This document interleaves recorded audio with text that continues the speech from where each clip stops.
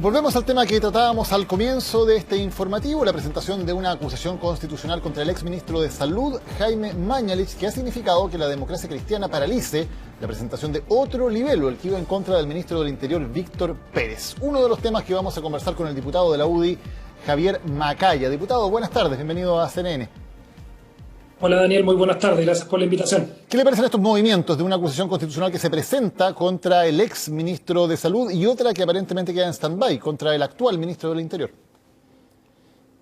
Demuestra una falta de foco de parte de la oposición en las prioridades. O sea, yo creo que en el momento en el que estamos hoy día con la peor pandemia sanitaria, con una situación económica muy compleja, a 3 meses de la salida de Jaime Mañalich, en teoría es que a mí me parecen un poquito exageradas. O sea, atribuirle a Jaime Mañalich, porque yo lo he visto no solamente en la acusación constitucional, sino que también en una querella que presentó el alcalde Jadwe a propósito de su responsabilidad en muertes, me parecen incluso un poco afiebradas y bastante excedidas en torno a lo que fue la responsabilidad de Jaime Mañalich, que yo, recogiendo las palabras del ministro París hoy día, sí lo califico como una persona que, más allá de las diferencias que uno pueda tener en el estilo, en lo políticamente incorrecto en muchos casos, en haberse peleado además con personas que no debió haberse peleado, me parece que atribuirle a él las responsabilidades de estas situaciones y de mal manejo de la pandemia, sobre todo cuando hoy día vemos que los números de Chile, que las camas críticas no fallaron, que los ventiladores no se agotaron, no son malos, particularmente cuando uno compara con países de similar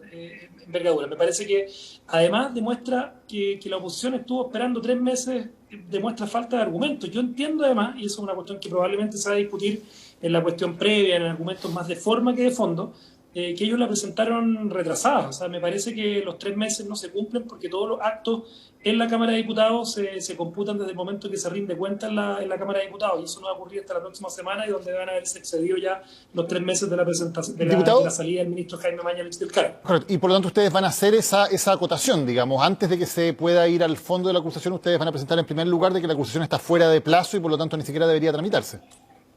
Yo asumo, Daniel, que parte del ejercicio democrático, la posición constitucional está establecida en la Constitución. Yo entiendo que la defensa del ministro la podría hacer, pero a mí me parece que va a ser una buena oportunidad también para demostrar lo que hizo Chile en la materia de la pandemia, y el rol que le correspondió a Jaime Mañalich en esta materia. O sea, yo creo que no sé cuál va a ser la estrategia de defensa de Jaime Mañalich. No lo he conversado ni con él ni con las personas que no sé quiénes la van a asumir, pero entiendo que este es un argumento que se podría utilizar.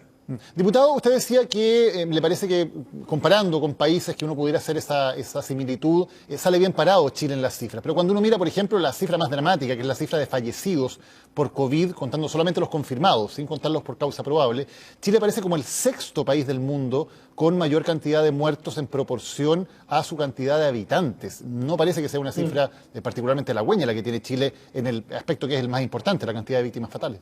Sí. Es que esa cifra siempre se ha tratado de poner en términos de una cuestión que obviamente es negativa. O sea, que a todos los fallecidos hay una situación de verdad dramática. Detrás de ese número hay familias, hay personas que han sufrido la pérdida de sus seres queridos. Pero yo quiero ponerla también en el contexto de lo que ha hecho Chile en la capacidad de testear casi más que ningún otro país en el mundo. O sea, la cantidad de exámenes de PCR por millón de habitantes, estamos por sobre países más desarrollados que Chile. O sea, también se habla de un ejercicio de mayor transparencia en las cifras oficiales que ha tenido Chile con respecto a otros países. O sea, cuando tú miras ese ranking, generalmente ves países desarrollados, pero te faltan países que tienen bajos índices de transparencia. Es cosa mirar lo que está ocurriendo acá al ladito nomás, cruzando la cordillera en Argentina, con lo que está ocurriendo, con mala información. Nosotros teníamos a Jaime Mañalich, y yo creo que esto es algo que se ha olvidado, todos los días en televisión, por cadena nacional, entregando las cifras de datos de fallecidos, dónde faltaba un respirador, dónde se tenían que hacer traslados de enfermos. O sea, creo que Chile, en términos de transparencia, ha hecho un ejercicio bastante notable, reconociendo errores, asumiendo responsabilidades también cuando la han existido. Pero acá atribuirle a Jaime Mañalich el coronavirus y haber, como lo dice la querella que presentó, por ejemplo, el alcalde Jadwe, haber ejercido de alguna manera un rol para que la pandemia se propagara casi con la voluntad de causar un daño a la población, me parece de verdad exagerado, afibrado y de una teoría casi conspirativa que obviamente yo creo que uno tiene que repudiar y generar obviamente todo el rechazo a aquello. Solo para establecer los números, sin ninguna duda, Chile aparece en el puesto 47 en cantidad de test por millón de habitantes. No aparece entre los países con mejores cifras del mundo en ese ranking. En el lugar 47 por 47. millón de habitantes. 47 el número de test por millón de habitantes. Sí, está bien, pero compáralo con los países que nos comparamos, Daniel. O sea, en el fondo tú me estás... Probablemente búscalo en Latinoamérica, estamos número uno en Latinoamérica. O sea, no... bueno, creo que está bien, o sea, es un ejercicio, pero al final lo que se ha hecho en Chile tiene a mi juicio, y creo que esto es una cuestión que va a poder ser medido bastante años después de transcurrida la pandemia, en términos de lo que se hizo y en términos hoy día tú ves rebrote en España, Israel está entrando en cuarentena, Italia está en una situación súper difícil. O sea, cuando tú miras lo que ocurrió con camas críticas, con respiradores artificiales, creo que se hizo un ejercicio de anticipación bastante notable. Y obviamente acá errores se pueden haber cometido. Entramos a la peor etapa de la pandemia justamente en la época de invierno, donde los virus se propagan de mayor manera en Chile. No quiero hacer un ejercicio acá técnico hoy día de defensa del ministro Mañalich, porque probablemente lo va a poder hacer él a propósito de esta acusación constitucional, que a mí me parece un ejercicio exagerado, tardío, y que además después el hecho de que no se hayan sumado, y esto yo lo valoro, que no se hayan sumado todos los sectores de oposición, particularmente el Partido Socialista. Yo vi que la Democracia Cristiana entra en reflexión también sobre y otras oposiciones constitucionales demuestran que no toda la oposición está en la misma sintonía respecto a esta manera de hacer oposición. Diputado, quiero cambiarlo de tema, hablar de la campaña del plebiscito. ¿Qué evaluación haría usted hasta ahora de la campaña del rechazo, que es donde institucionalmente está la UDI, más allá de que algunos dirigentes, como el caso de Joaquín Lavín, que como sabemos es un posible candidato presidencial, tengan una opinión distinta, pero institucionalmente la UDI está por el rechazo? ¿Qué opinión tiene usted de cómo se está desarrollando hasta ahora la campaña del rechazo para el plebiscito? A ver, dos cosas. Primero, estamos en tiempos muy atípicos para hacer campañas políticas. O sea, yo creo que es primera vez en la historia de una elección donde las campañas... Yo he tenido la oportunidad de recorrer Chile, de estar conversando en distintas ciudades del país con las personas que habitualmente participan en los procesos electorales como comandistas, haciendo campaña, y esto es muy atípico, no te puedes reunir, todas las cuestiones son más bien virtuales, por lo tanto creo que ha sido difícil y va a ser un ejercicio distinto al que se conocía y va a ser muy dado a redes sociales, a entrega de contenidos por medios de comunicación. Pero, y ahí entro en una cuestión que creo que es la gran crítica que yo le hago al proceso hasta el momento. Hasta el momento nos ha costado hablar de contenido, de lo que significa estar por el apruebo o por el rechazo, del contenido constitucional, que cada sector, que creo que es muy diferente, hay distintos tipos de apruebo, también hay distintos tipos de rechazo, en lo que significa el contenido y los principios que uno quiere defender en la discusión constitucional.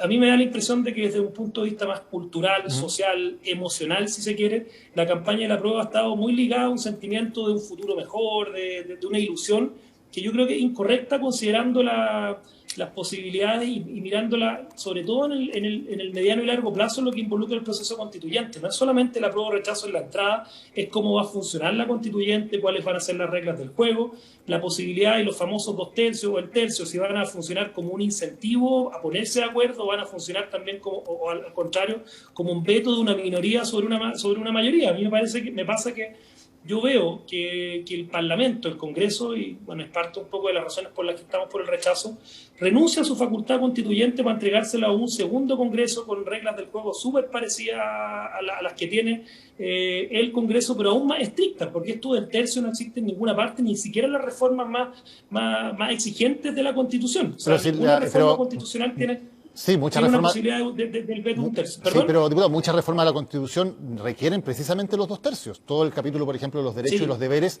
requiere los 2/3 y por lo tanto una minoría de 1/3 más 1 puede bloquear esas reformas. De hecho, es lo que ha pasado en innumerables ocasiones durante estos 30 años. Bueno, eso es, pues, Daniel, pero no en una cuestión que se mira como todo integralmente, ya que hay una discusión muy de fondo, que yo exprofeso, recuerdo la noche del 15 de noviembre. Solo para entender, ¿a ustedes no les gusta la norma de los 2/3? Pero yo entiendo que es una norma que precisamente la UDI pidió en la negociación, que se viera una nueva constitución, fuera necesario aprobarla por 2/3. Fueron ustedes los que plantearon esa posición, ¿no? yo creo que es una norma muy exigente para ponerse de acuerdo y se tiende a sobrevalorar, yo creo, la eventual convención justamente por esta ilusión de lo que significa el inicio de un periodo, de un futuro distinto, de un proceso constituyente inédito en la historia de Chile. Pero a mí me pasa, y es la razón por la cual nosotros pusimos alguna alternativa arriba de la mesa. Yo hace un año dije que podíamos tomar, y quizás tardíamente, ahí es parte de una autocrítica que uno tiene que hacer, el proyecto de ley de la presidenta Bachelet para modificar la Constitución, Pero o sea, si hacerlo en el ustedes Parlamento sin bloquearon ese renunciar proyecto, a las diputado. facultades que tiene el Parlamento Me cuesta un poco entender porque para ejercer su sí, facultad constituyente. solamente el diputado, dos cosas que me cuesta entender aquí. Primero, lo de los 2/3 lo propusieron ustedes en la negociación y fue una de las condiciones. No, Lo del proyecto de la presidenta Bachelet lo bloquearon ustedes en su momento. Ustedes no dieron los votos para que se aprobara tampoco. Entonces, pero Daniel, a ver, dos cosas. Primero, lo de los 2/3, un tercio es parte de una discusión que se dio la noche del 15 de noviembre a claro. altas horas de la madrugada, donde si tú revisas lo que podría... Te hago un ejercicio de política ficción, pero puede ocurrir. Imagínate que un tercio del mundo más progresista te saque de la Constitución el derecho a la vida al que está por nacer. Yo creo que es bastante posible que eso ocurra, que los grupos que quieren generar agenda de aborto en Chile logren sacar eso de la Constitución, por un lado. Y por otro lado, que los grupos más, no sé, de derecha, conservadores, mantengan la estructura de derechos sociales como están actualmente en la Constitución, no avancen en una estructura más progresiva en materia de provisión estatal única, de salud, provisión estatal única en educación. Yo tengo la impresión que por múltiples causas, grupos tanto de la izquierda como de la derecha, si no somos capaces de poner reglas del juego claras, y en eso la fijación del reglamento, yo creo que es útil mirar, por ejemplo, el proceso constituyente de Bolivia, que duró un año. 9 meses de ese año se dedicaron solamente al reglamento. Y recuerdo la noche del 15 de noviembre, Daniel, cuando se discutió esto, siempre se dijo que esto se votaba como un todo. O sea, es muy distinto cuando tú votas una norma en particular, como por ejemplo fue el retiro del famoso 10%, o cuando tú votas cuestiones tan básicas como la separación de poder, autonomía del Banco Central, rol preferente de los papás para educar a sus hijos. O sea, me pasa que no es cualquier norma la que tú estás votando. O sea, y yo creo que los incentivos para ponerse de acuerdo, ojalá que de buena fe, yo espero así, porque este es el país que todos vivimos y queremos que nos vaya bien, que tengamos la capacidad de no entrar en un limbo constitucional, pero yo le pongo un signo de interrogación fundamentalmente por las razones que te digo al plebiscito de salida. Diputado, le insisto, solamente para entender bien el concepto, que no entiendo muy bien lo que me está diciendo. Usted dice que lo de los 2/3 es complicado por las razones que ya he explicado. Yo lo que le digo es que ustedes propusieron lo de los 2/3 y lo pusieron como condición en la negociación. Entonces, usted está diciendo que lo que ustedes mismos propusieron, no se lo propusieron, digamos, sino que lo pusieron como condición para aprobar esto, ¿fue un error o se arrepiente de haber puesto eso o es una mala norma? Daniel, no es así. O sea, eso en ninguna parte parece como que haya sido una norma impuesta por la derecha. Fue parte de la discusión que se tuvo. Pero ustedes lo propusieron, y una diputado. discusión, pero a ver, de nuevo, puede generarse porque sí, se propuso así, pero no se incluyó la posibilidad de generar un reglamento en esta materia. Esto puede operar como un incentivo o como un veto. Yo espero que, de verdad, y te lo digo de corazón, que espero que actúe como un incentivo, pero tengo la convicción de que finalmente, dadas las reglas que tiene la constituyente, va a ser más difícil incluso de lo que en el Congreso ponerse de acuerdo. Se me quedó una pregunta que me hiciste, parece, pendiente. Era eso por un lado, digamos, el tema de los 2/3 que ustedes lo habían propuesto y lo que le había dicho también antes, pero ya pasamos de ese tema, que cuando la presidenta Bachelet presentó ese proyecto que ustedes se lo deberían haber considerado, fueron ustedes los que no quisieron discutirlo. Daniel, no, porque ahí no hagamos trampa, porque el proyecto de la presidenta Bachelet lo presentó el último día de su gobierno. Sí, claro. O sea, efectivamente hubo en ese momento una crítica que el día 10 de marzo del año 2018 se estuviera presentando un proyecto de reforma constitucional que era un saludo a la bandera. O sea, cuando algunos de nosotros levantamos la posibilidad de que ese fuera la base o tuviéramos discusión sobre ese proyecto, fue poquitos meses después. O sea, no se trata de que hubo una crítica.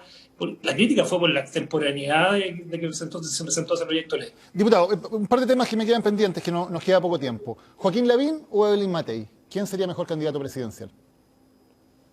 El que llegue. Yo creo que ambos han manifestado disposición a ser candidatos, pero ambos también están enfrentando procesos municipales. Yo creo que todavía, y particularmente en la discusión constitucional a la vuelta de la esquina, creo que es mejor abocarse a esa discusión antes de entrar en presidencial. ¿Pero usted prefiere alguno de los dos? ¿Se siente más cercano a alguno de los dos? Yo me siento muy contento que tengamos dos buenos candidatos presidenciales en el partido. Me parece que cualquiera de los dos puede ser un muy buen candidato y están conectados con un poco más en sintonía, de todas maneras, de lo que estamos en el Parlamento, con lo que es la realidad local. Es un buen momento para los alcaldes desde el punto de vista de sintonía con la ciudadanía. ¿Qué resultado cree usted que sería bueno para el rechazo la noche del 25 de octubre?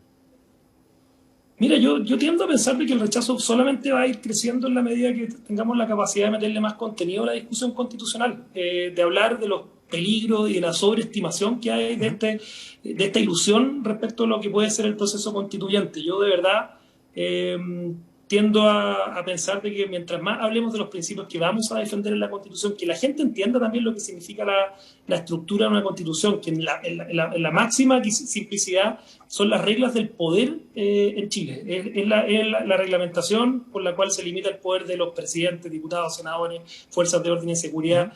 Y creo que la gente lo ha entendido poco y piensa que con una nueva constitución o con derechos sociales garantizados que se incorporen en el texto constitucional vamos a tener quizás la garantía y la felicidad ganada. A mí me pasa que creo que hay que poner las expectativas donde corresponden y también, de nuevo, no renunciar al trabajo para el cual al Parlamento lo eligieron. Tenemos un Parlamento que este o el próximo, que podría ser bastante más rápido la pega, sin costo para Chile. Y aunque a mí me digan que, oye, que no, que durante muchos años se han impedido leyes, se han hecho más de 200 reformas constitucionales, y yo creo que de lado y lado se han vetado temas que no se han discutido en la Constitución. A mí me hubiese encantado que tuviésemos mayor libertad de los papás para elegir los colegios de los niños, que tuviésemos mayor libertad en educación, en salud. Y también han sido vetados por la izquierda. O sea, creo que el veto, cuando uno habla de que la derecha ha vetado ciertos temas, yo también creo que la izquierda ha vetado ciertos temas y ciertas discusiones que a mí me hubiese gustado que se incorporaron en el tema legislativo en los últimos años. Yo por eso, mientras más hablemos de contenido, yo creo que el rechazo puede crecer y en eso no descarto una sorpresa y que el rechazo pueda llevarse un mejor resultado del que ocurre en la encuesta en estos momentos. ¿Qué significa eso? ¿Con qué resultado usted se sentiría satisfecho? No, o sea, mírate el proceso de la paz en Colombia hace un par de años atrás. Tenía los mismos o peores números que los que tiene hoy día el rechazo y terminó ganando. Eso para mí sería un buen resultado. Ya, o sea, pero usted un buen resultado. En política tenemos que tener esperanza en que se puede construir algo de mayoría también. O sea, a mí me encantaría que el rechazo ganara. Okay. O sea, para usted perder es un mal resultado, da lo mismo el porcentaje.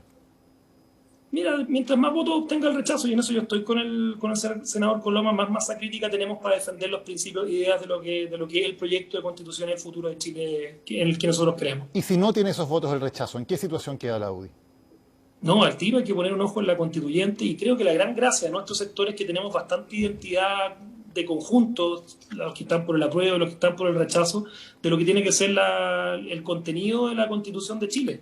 Si tú le preguntas a la izquierda, desde el alcalde Jadwe, llegando hasta, no sé, la socialdemocracia actual, y te encuentras con visiones del apruebo muy diferentes, visiones entre estatistas, más liberales. Creo que hay harta diferencia, hay harta matiz. Creo que en la derecha, en el centro derecha, desde Bópoli, llegando incluso hasta el Partido Republicano por la derecha, se encuentra más identidad de los principios constitucionales que vamos a defender una vez que, sea cual sea, el resultado del plebiscito. Y solamente un dato, para los que estamos trabajando también por el rechazo, nosotros nos comprometemos a que Chile tenga que tener una nueva constitución. O sea, acá hay un desafío de incluso hacerlo más rápido que la constituyente. Yo soy un convencido de que Chile necesita reconciliarse con su constitución. Creo que el gran error que cometió Ricardo Lagos en 2005 fue no plebiscitar la constitución. Si lo hubiese plebiscitado, lo más probable es que estaríamos en discusiones sociales. No tengo ninguna duda de que probablemente igual hubiesen existido las situaciones que ocurrieron en octubre del año pasado, pero no, el tema constitucional no sería parte de la agenda hoy día porque se hubiese plebiscitado con amplia mayoría en el año 2005. Yo de eso no tengo ninguna duda. Cuando habla del arco de quienes están por el apruebo, dice hasta la socialdemocracia por el apruebo, ¿se refiere al alcalde Lavín? Hasta el alcalde Lavín. Okay. Gracias, diputado Javier Macaya. Muy buenas tardes. Gracias, Daniel, que te vaya muy bien, que tengas buena tarde.